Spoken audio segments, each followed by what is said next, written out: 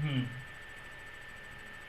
लोक में जितने आत्मा हैं उनके एक उपाय यह पाया जाता है, माने एक जनरलाइज करते हैं सभी जीवों के साथ। हम सभी लोग क्या ये महसूस करते हैं, जो पंडित साहब यहाँ जो बात यहाँ कह रहे हैं, कि जितने भी जीव हैं लोक में, जितने भी माने पेड़ पौधे, ये जितने भी एक इंद्री, दो इंद्री, तीन इंद्री, चार इंद्री, पांच इंद्री, संगी असंगी, मनुष्य, नारकी, देव, त्रियंच, जितने भी जीव हैं, इनका क्या एक कॉमन ऑब्जेक्टिव क्या है? सबका सबका एक सामान्य उद्देश्य क्या है? क्या करते हैं? प्रधानमंत्री हो देश का, किसान हो, हैं वैज्ञानिक हो, कोई भी हो, क्या करते हैं? उनका एक एक क्षण इस विचार में, इस प्रयास में, इस उद्यम में, इस कार्य में गुजरता है कि वो सुखी कैसे हैं। दूसरा कोई कार्य नहीं करता कोई, प्रति समय एक एक क्षण यही उद्यम होता है, यही प्रयास होता है कि हम सुखी हों। वही पंडित साहब ने एक पैराग्राफ में उस बात को यहाँ पे समझाया कि जितने जीव हैं, जितने भी चेतन प्राणी हैं, ज्ञान दर्शनवान हैं, उनको एक ही उद्यम वर्तता है कि सुखी हो, बस। वो और जो भी कार्य करते हैं, जो भी उद्यम पुरुषार्थ करते हैं, वो इसके लिए करते हैं। और जिन वस्तुओं से दुख होता जाने, कोई रोग हो गया, बीमारी हो गई, तो बीमारी सुखरूप भाषित होती कि दुखरूप भाषित हुई? दुखरूप भाषित हो। उससे बचने के लिए हैं, घर के अंदर बंद हो गए, मास्क पहनते हैं, हाथ धोते हैं, क्यों? क्योंकि दुख ना हो, क्योंकि रोग हुआ तो दुखी होंगे। तो जो भी दुख के कारण हैं उनको दूर करना चाहते हैं, और जितने भी सुख के कारण हैं उसको अपनाना चाहते हैं। एक सार्वभौमिक, सार्वजनिक सत्य ये है, वो चाहे विदेह क्षेत्र का जीव हो, चाहे भरत क्षेत्र का जीव हो, है चाहे देवगति का जीव हो या फिर मनुष्य गति का जीव हो, चाहे वो वनस्पति कायक हो, वायु कायक हो, अग्नि कायक हो, है, या फिर पृथ्वी कायक हो, जल कायक हो, सबको, सभी जीवों के एक ही उद्यम होता है, सुखी होना। एक पेड़ भी लगा होता है ना कहीं मैदान में, तो उसकी जड़ें जहाँ नमी है, जहाँ जल है, उस तरफ जाती हैं। क्यों? क्योंकि संयोग में सुख बुद्धि एकेंद्रीय जीवों को भी है। हैं? चींटी शक्कर के डब्बे तक पहुंच जाती है, कितना भी कष्ट हो, मरण उनके लिए तो क्षण क्षण मरण की परिस्थितियां होती, तो भी पहुंचती है। पतंगा लौ के ऊपर बार बार गिरता है, वो लगता है इसमें मैं सुखी हो जाऊंगा। तो उनको सुखी होने की प्रवृत्ति सभी आत्माओं में समान है, और दुख से बचने की प्रवृत्ति सभी आत्माओं में समान है। हाँ, मिस्टेक ये है कि ये नहीं पता कि सुख मिलेगा कहाँ और दुख कहाँ है। ये निर्णय कराने के लिए ये सर्वज्ञ भगवान के शासन में ये तत्व का स्वरूप बताया है। उसी को पंडित साहब यहाँ कहते हैं कि जितने भी दुख के निमित्त हैं उनसे बचना चाहता है, जो सुख के निमित्त है उनके निकट जाना चाहता है, और ये उद्यम उसका चलता ही है, अनादिकाल से चल ही रहा है, अभी भी चल रहा है और चलता ही रहेगा। अरे सिद्ध भगवंत भी सिद्धालय में बैठ करके प्रति समय सुखी होने का ही पुरुषार्थ करते हैं। क्यों क्यों सुखी होने का पुरुषार्थ? वो तो सुखी है ना, सुखी हैं, वो सुख पुरुषार्थ के बल से ही है।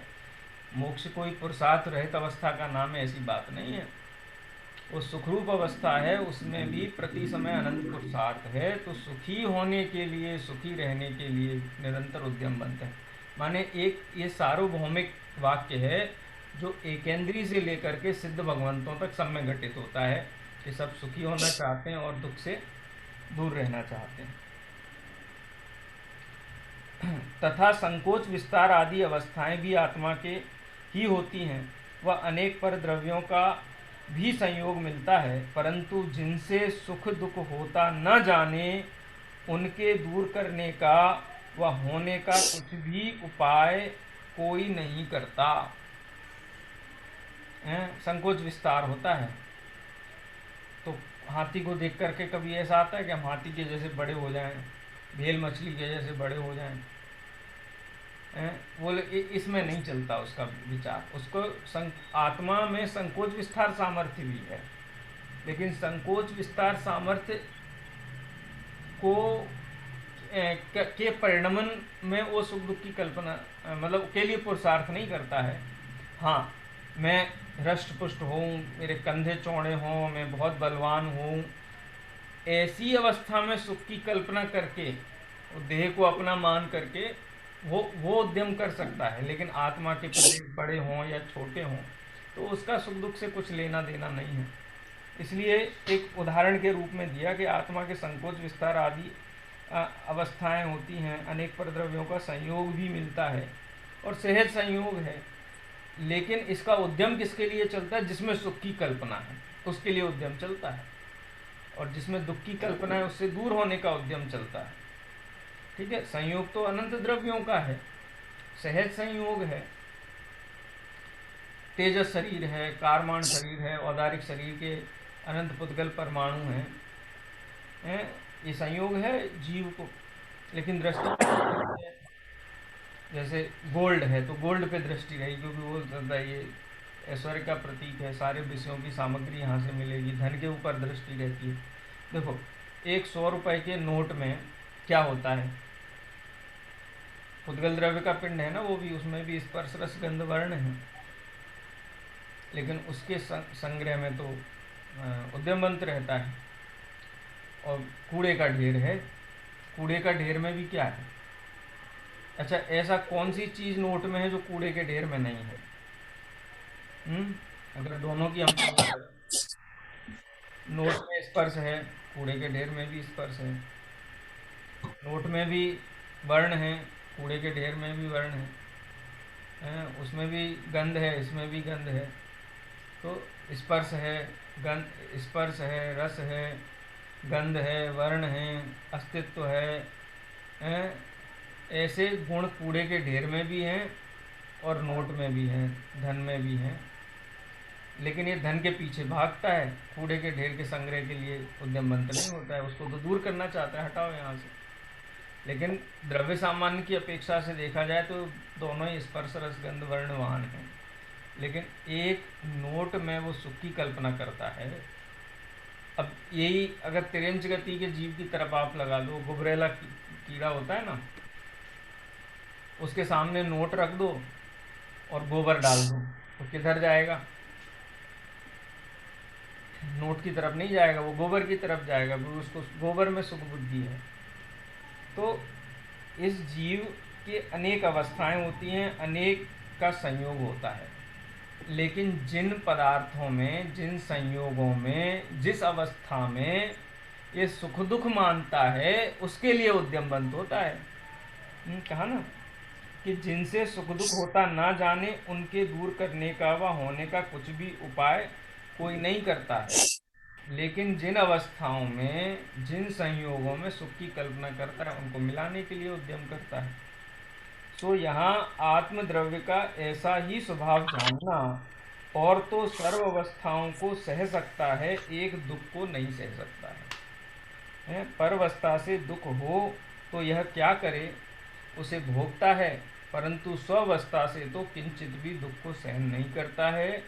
तथा संकोच विस्तार आदि अवस्था जैसी हो वैसी हो, उसे स्वावस्था से भी भोगता है। वहाँ स्वभाव में तर्क नहीं है, आत्मा का ऐसा ही स्वभाव जानना। मतलब पंडित साहब ये कहना चाहते हैं कि दुख सत्य है, दुख किसी कल्पना का नाम नहीं है। ऐसा भी नहीं कि दुख काल्पनिक है। कई लोग कहते हैं कि दुख क्या है, सुख क्या है। तो बोले आप मकान में रहते हो ना, तो एक तरफ अगर 4 मंजिल की कोठी है, आप 1 मंजिला मकान में रहते हो, तो 4 मंजिला कोठी की तरफ देखो तो दुख है, और दूसरी बाजू मकान के झोपड़ी बनी हुई है, तो झोपड़ी को देखो तो सुख है। क्यों? क्योंकि मैं बेटर हूँ उससे। क्या सुख दुख ऐसी कल्पना का नाम है?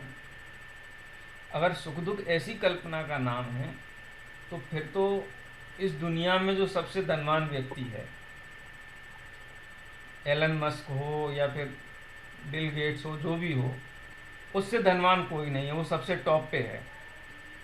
तो क्या हम ये मान सकते हैं कि वो सुखी है? कि नहीं वो सुखी नहीं है। तो वो कल्पना का जो हम तुलनात्मक ढंग से दुख की सिद्धि करते थे कि सुख दुख सब कल्पना मात्र है, हैं, तुम अपने से बड़े को देखोगे तो तुमको छोटेपन का एहसास होगा, हैं, तो इसलिए हमेशा अपने से छोटे को देखो तो हमेशा सुखी रहोगे। तो ऐसा सुख दुख क्या कल्पना मात्र है, यथार्थ वास्तविक है। एकेंद्रीय आदि जीवों में तो तुलना की बुद्धि भी नहीं होती है।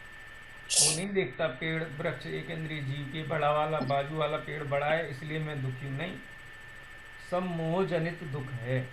मोह है संयोग में अहम बुद्धि, जो हमने 20, 21, 22, 23 नंबर की गाथाओं में जो पढ़ा था समय सार में, पर पदार्थ में यह मैं हूँ यह मेरा है, ये दुख दुख का कारण है। यही मिथ्यात्व दुख है, यही मिथ्या दर्शन है, यही अज्ञान है, यही दुख है। ये दुख वास्तविक वस्तु है, यथार्थ वस्तु है। और जो इसका उद्यम चलता है, तो जिन संयोगों के ऊपर इसका बस चलता है उन संयोगों को परिवर्तित करके सुखी होना चाहता है। जिन पे बस नहीं चलता है उनको पर बस, या तो उनसे नज़र हटा लेता है, दृष्टि हटा लेता है, उनमें सुख दुख की कल्पना बंद कर देता है ना, ख्याल है। लेकिन एक बात परम सत्य है कि ये जीव दुखी है संसार में, मिथ्या दर्शन, मिथ्या ज्ञान और मिथ्या चारित्र सहित ये जीव दुखी है, और वो अनादिकाल से उसको ऐसा दुख है। ठीक है, देखो दुखी हो तब सोना चाहता है, वहाँ सोने में ज्ञानादि मंद हो जाते हैं, परंतु जड़ सरीखा भी होकर दुख को दूर करना चाहता है। माने सुखी होने के लिए किस लेवल तक जाता है। हम तो देखते हैं ना कि पंडित साहब ने यहाँ उसको कोट किया कि आत्महत्या, प्राणघात कर लेता है, मरण करता है, अपने प्राणों का घात करता है, किसके लिए? सुखी होने के लिए। माने प्रत्येक जीव, अब देखो कितने ही जीव पर का मरण होता जाने और अपने को सुखी होता जाने तो दूसरे के मरण की भी परवाह नहीं करते हैं। जैसे अभक्ष्य का भक्षण है, मालूम है जमीकंद आदि पदार्थ हैं, इनके सेवन से कितने जीवों का घात होता है। जैन दर्शन के अनुसार अगर अपन लें तो अनंत जीवों का घात है, लेकिन विज्ञान की दृष्टि से भी देखा जाए तो उनमें इतना जीव राशि होती है, जड़ जो कंद होते हैं, मूल होते हैं, तो भी जीव उनका, अरे संगी पंचेंद्री पशुओं को क्या करते हैं, बलि दे करके उनके मांस भक्षण करने के लिए वो उनको मार करके उसको लगता है कि नहीं ये बहुत रसना इंद्री के विषय का पोषण होगा तो हम बहुत सुखी हो जाएंगे, तो दूसरे के प्राण नहीं गिनता है और अपने प्राणों का भी घात करके सुखी होना चाहता है। उसको लगता है कि अब तो बहुत सर के ऊपर पानी हो गया है, बहुत तकलीफ है, बहुत समस्याएं हैं, इन समस्याओं से एक ही उपाय है छूटने का कि ये देह ही छूट जाए, प्राण का ही घात हो जाए। लेकिन उसको ये नहीं पता कि प्राण छूट भी जाएंगे तो भी सुखी नहीं होगा।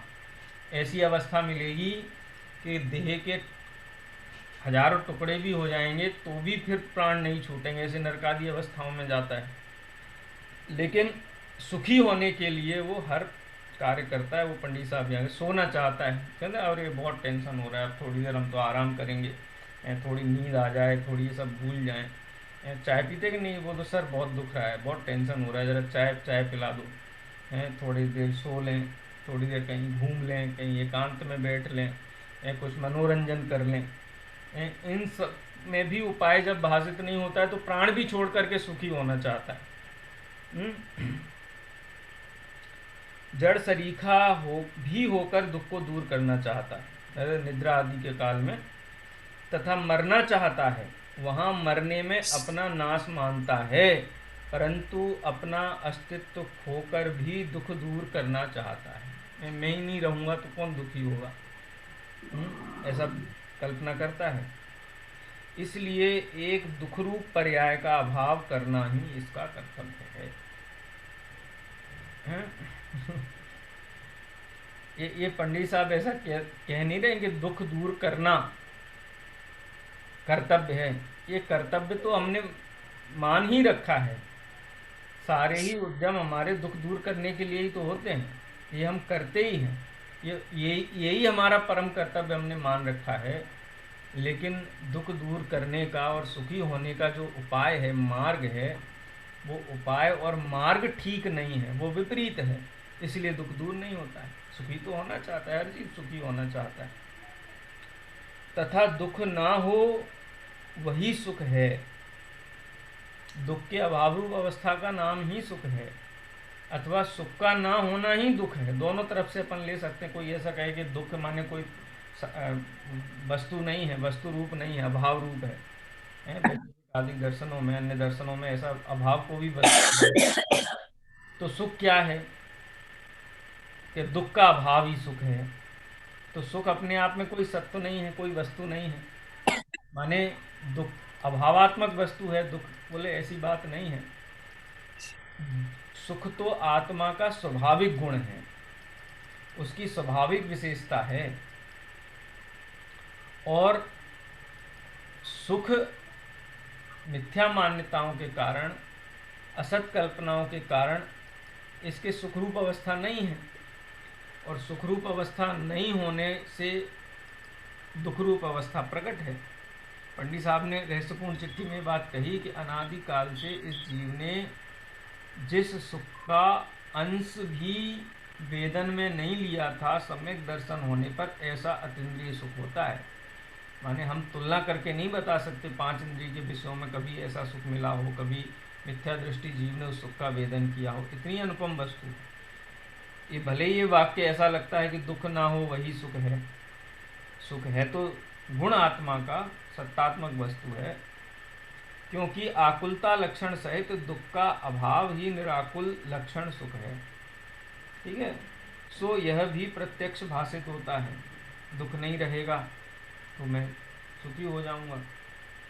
बाह्य किसी सामग्री का संयोग मिलो जिसके अंतरंग में आकुलता है, वह दुखी ही है। जिसके आकुलता नहीं है वह सुखी ही है। एक बहुत बड़े सिद्धांत का प्रतिपादन इस वाक्य में किया कि बाह्य वस्तु का, बाह्य किसी सामग्री का संयोग मिलो, मिलो माने मिलता रहे। बाह्य में कोई ऐसा सोचे कि अरबपति लोग बहुत सुखी होते हैं, तो हमारे पास जब अरबों रुपया हो जाएगा तो हम सुखी हो जाएंगे। तो संयोग हो गया। कौन सा? जिस संयोग में सुख की कल्पना करते थे। है चारों तरफ एकदम चमक दमक है, कहीं कोई प्रतिकूलता दिखाई नहीं देती है। सब आज्ञा के अधीन हैं। सबसे उत्कृष्ट से उत्कृष्ट संयोग हैं।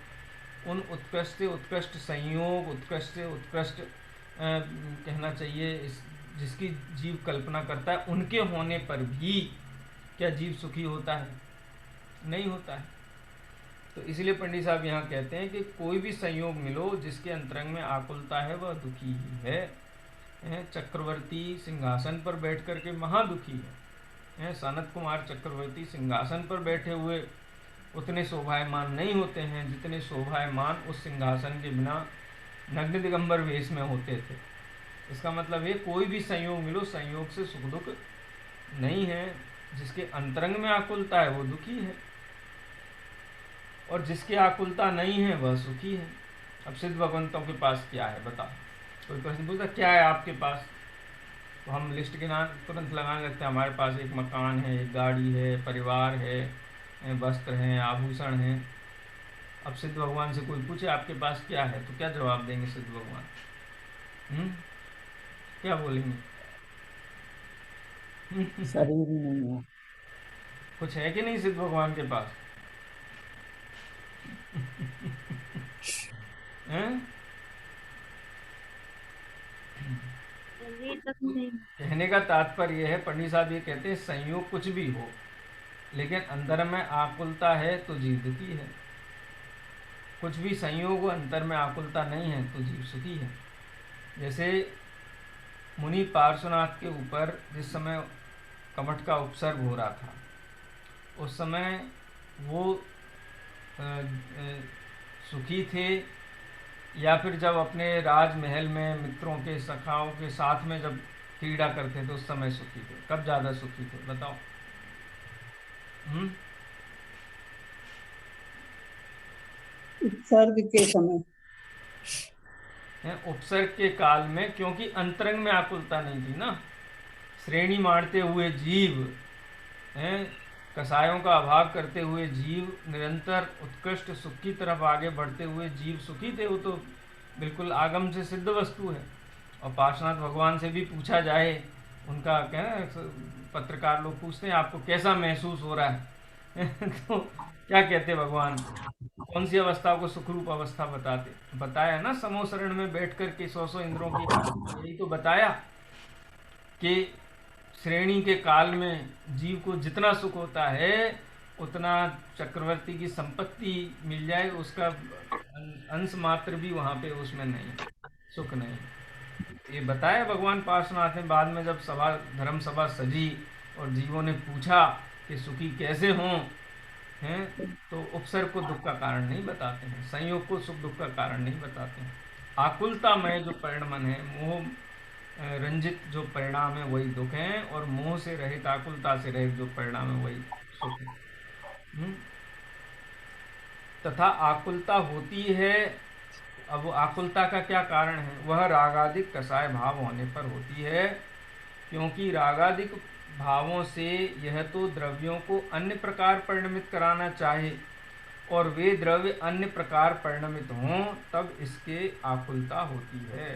वही 4थे अध्याय वाला वाक्य, जीव कसाय क्यों होती है, दुखी क्यों है, तत्व अभ्यास के अभाव में। इसको पता ही नहीं है वस्तु का स्वरूप क्या है, यथार्थ स्वरूप क्या है, आत्मा का क्या स्वरूप है, परमात्मा का क्या स्वरूप है, 6 द्रव्य का क्या स्वरूप है, कैसे उनका परिणमन होता है, पता ही नहीं। कल्पना करता है मेरे अनुसार परिणमित हो, ऐसा हो जाए तो सुखी हो जाऊंगा, ऐसा हो जाए तो सुखी हो जाऊंगा, जबकि कोई द्रव्य तो इसके अधीन परिणमित होता नहीं है।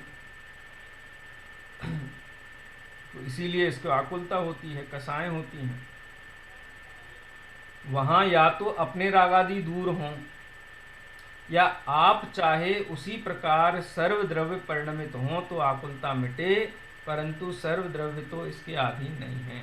2 उपाय बताए सुखी होने के, आपको कौन सा उपाय पसंद है आप चूज कर लो उसमें से। एक तो ये है कि वस्तु का जो स्वरूप है उसको स्वीकार करके उसमें हस्तक्षेप करने वाली बुद्धि का त्याग करो, एक तो ये उपाय है। दूसरा उपाय ये है कि जैसा परिणमन ये चाहता है वैसा वस्तु का परिणमन हो पूरा, जैसा इसकी चाह है, इच्छा है, अभिलाषा है, कल्पना है, उसके अनुसार परिणमन हो। तो दोनों में से कौन सा कार्य हो सकता है? दोनों में से दूसरे नंबर का कार्य तो संभव है ही नहीं। क्यों संभव नहीं है? संभव इसलिए नहीं है, हम अपने घर में ही देख लें। अगर एक व्यक्ति की इच्छा के अनुसार घर का सारा परिणमन हो तो बाकी लोग सुखी हो सकते हैं?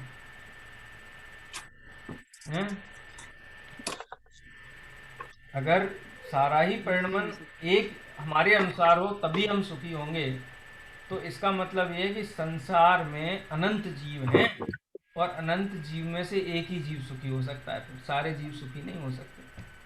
क्यों? क्योंकि हम अपने परिवार में भी अगर 4 सदस्य हैं तो चारों सदस्यों का विचार एक जैसा नहीं है परिणमन के संबंध में। किसी को मीठा पसंद है, किसी को खारा पसंद है, किसी को टीवी देखना पसंद है, किसी को खेलना पसंद है, किसी को गप्पे मारना पसंद है, किसी को घर में वाइट कलर का पेंट पसंद है, किसी को लाल कलर का पेंट पसंद है, कोई कपड़ों की चॉइस सबकी अलग है। माने जगत का जो परिणमन है, अगर एक अभिभावक हैं, माता पिता, उनका एक बेटा है, माँ चाहती है कि मेरा बेटा डॉक्टर बने, पिता चाहता है इंजीनियर बने, बोलो दोनों सुखी हो सकते हैं कि नहीं हो सकते हैं? अगर वस्तु के परिणमन अनुकूल होने पर सुखी हो तो संसार में कोई एक ही जीव सुखी हो सकता है, बाकी अनंत जीवों को तो दुखी ही रहना पड़ेगा। इसलिए ये वस्तु का परिणमन हमारे अनुसार हो, जिसका पुरुषार्थ अनादिकाल से हम करते आए हैं और अभी भी उसी में लगे हुए हैं, और आगे भी वही कल्पना करते हैं कि ऐसा हो जाएगा, ऐसा हो जाएगा, ऐसा हो जाएगा तो हम सुखी हो जाएंगे, हैं।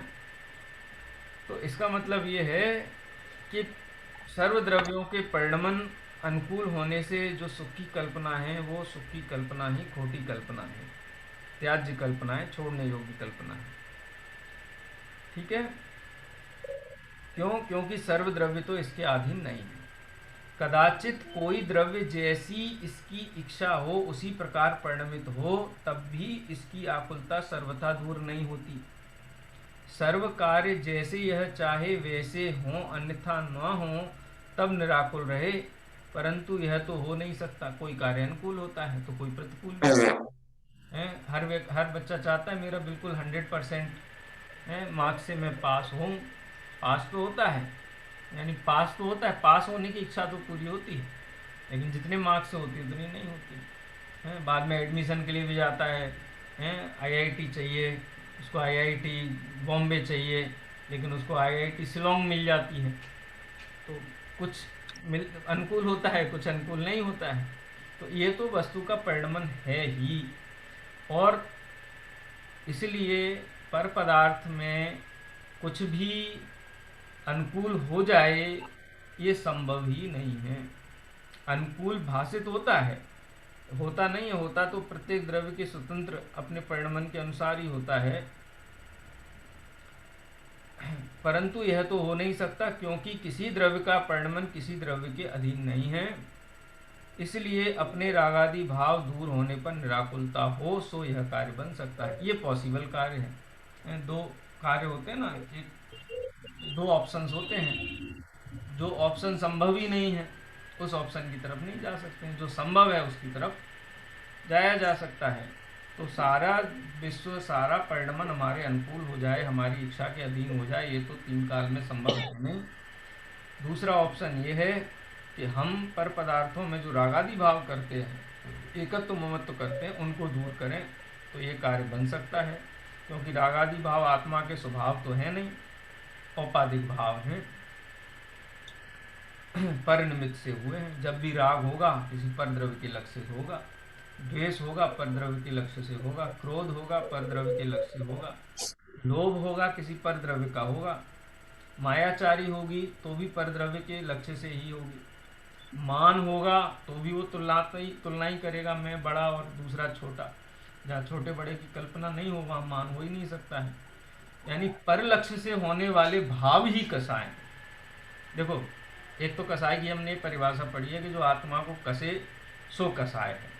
यहाँ पंडित साहब ने एक और परिभाषा की स्थापना की कि परद्रव्य के लक्ष्य से जो जीव का परिणाम होता है, परद्रव्य से प्रभावित होकर के जीव का जो परिणाम होता है वही कसाय है। और वो आकुलता रूप है, दुख रूप है। क्योंकि रागादि भाव आत्मा के स्वभाव तो है नहीं, औपाधिक भाव हैं, पर निमित्त से हुए हैं। और वह निमित्त मोह कर्म का उदय है। अब निमित्त में भी दो चीज़ें ले ली, पर पदार्थ भी ले लिया, वो बहिरंग निमित्त है। और अंतरंग निमित्त की बात करो तो जीव के जो मोहनी कर्म में क्या जो चारित्र मोहनी के भेद हैं, क्रोध मान माया लोभ आदि, उनके निमित्त से इस जीव को ये भाव होते हैं। इसलिए औपाधिक भाव हैं, पर निमित्तक भाव हैं। उसका अभाव होने पर सर्व रागादिक विलय हो जाए, तब आकुलता का नाश होने पर दुख दूर हो, सुख की प्राप्ति हो। इसलिए मोह कर्म का नाश हितकारी है। अब आपको लगेगा कि पंडित साहब यहाँ मोह कर्म के ऊपर बात डाल करके बात पूरी करना चाहते हैं। ये जीव दुखी है तो क्यों है? मोह कर्म के उदय से है। मोह कर्म नहीं रहेगा तो जीव दुखी भी नहीं होगा। तो सारा का सारा जो ऑनस है दुख का वो मोह कर्म को दे दिया। मोह माने जो द्रव्य कर्म की बात है वो भी ध्यान रखें, निमित्त शब्द का प्रयोग किया है ना। तो जैसे जब हम 7वां अध्याय का कंक्लूजन कर रहे थे लब्धियों के संदर्भ में, 5 लब्धियों के संदर्भ, तब भी वहाँ ये कहा था कि कोई प्रत्यक्ष कारण दिखाई नहीं दो सम्यक दर्शन होने का, सारी चीज़ें तो सही सही दिखाई दे, तो कहते मोह का उदय ऐसा है जीव को। तो मोह के उदय के कारण होता है। वास्तव में जीव की स्वयं की कमजोरी है, उस अंतरंग निमित्त के साथ उसका घना निमित्त नैमित्तिक संबंध है। तो यहाँ मोह कर्म का अभाव हो सकता है और जीव के रागादि जो विभाव भाव हैं उनका भी अभाव हो सकता है। ये कार्य शक्य है। इस पैराग्राफ में वास्तव में निमित्त उपादान की चर्चा नहीं है। चर्चा ये है कि कौन सा उपाय शक्य है और कौन सा उपाय अशक्य है। जो अशक्य उपाय है वो तो करना कोई प्रयोजनभूत नहीं, क्योंकि होगा ही नहीं ना। सारी दुनिया की वस्तुएं हमारे अनुकूल परिणमित हो जाएं तो हम सुखी हो जाएंगे, या फिर हमारे अंदर राग द्वेष नहीं रहे तो हम सुखी हो जाएंगे। तो सारी दुनिया का परिणमन हमारे अनुकूल हो जाए ये तीन काल में संभव ही नहीं है। फिर सभी जीव सुखी नहीं हो सकते इस उपाय से। तो इसलिए एक तो ये ऑप्शन है, तो ये तो छोड़ ही दो। दूसरा ऑप्शन है कि मोह कर्म का अभाव हो सकता है, राग आदि का अभाव हो सकता है, इसलिए ये उपाय शक्य है और करने योग्य। इस प्रकार से यहाँ पर पंडित साहब अभी ये सिद्ध कर रहे हैं कि जीव क्या चाहता है, और जो वो चाहता है वो हो सकता है कि नहीं हो सकता है। कई लोग ऐसे भी कहते हैं हताशा में, हमको तो कोई सुखी दिखाई नहीं देता है, कोई सुखी हो ही नहीं सकता है दुनिया में, सब सुख दुखी दुखी हैं, जैसे हैं ऐसे ही रहते हैं, कोई कहीं सुखी हो ही नहीं सकता है, संभावना ही नहीं है। लेकिन पंडित साहब कहते हैं, आचार्य भगवंतों ने बात कही है, सर्वज्ञ देव ने बात कही है, यदि जीव सच्ची दिशा में यथार्थ पुरुषार्थ करे तो मोह कर्म का अभाव करके अथवा अपने रागादि भावों का अभाव करके, मिथ्या दर्शन, मिथ्या ज्ञान, मिथ्या चारित्र का अभाव करके पूर्ण सुखी हो सकता है। ये शक्य है, संभव है। अनंत जीवों ने ऐसा किया है। सिद्धालय में विराजमान सिद्ध भगवान इस बात का प्रमाण है कि जीव सुखी हो सकता है। इसलिए दुख दूर करना ये जीव का कर्तव्य है। मोक्ष मार्ग का सेवन करना, मुक्त होना, ये जीव का कर्तव्य है। इस प्रकार से यहाँ ये बात की। अभी और भी आगे चर्चा इस संबंध में करेंगे, समय हो गया है इसलिए यहीं विराम लेते हैं। कुछ प्रश्न हो तो आप पूछ लीजिए, उस पर दिनवाणी शुद्ध करेंगे।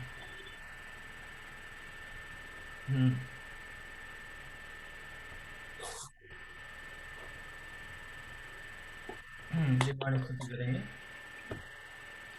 निज निधि निज में बताई यह अनंत उपकार है, इसके लिए वाणी को वंदना सतवार है, वंदना सतवार है। माता की